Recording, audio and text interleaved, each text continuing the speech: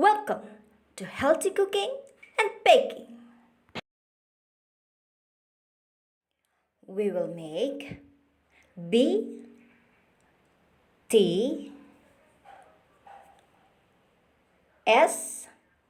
BTS cake.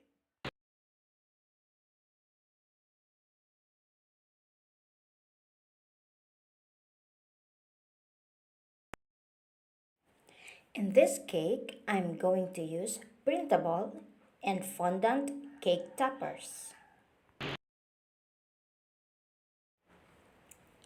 Let's start.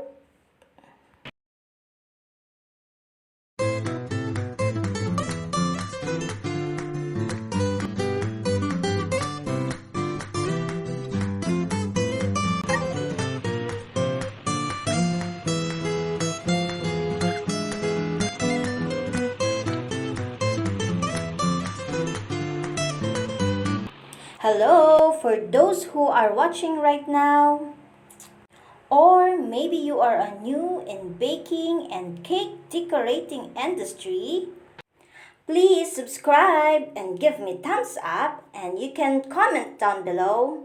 And don't forget the bell for you to notify every time I upload a video.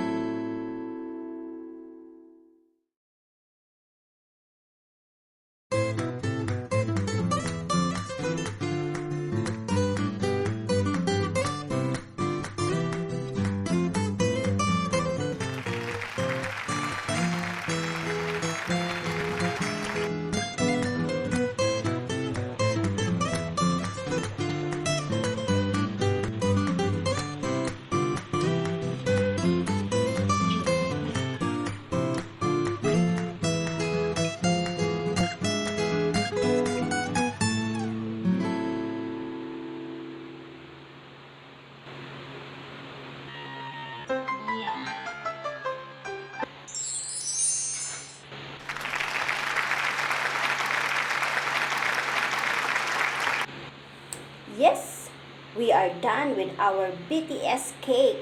Yay!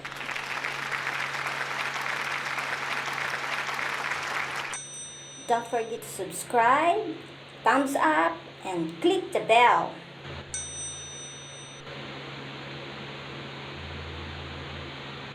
Thanks for watching.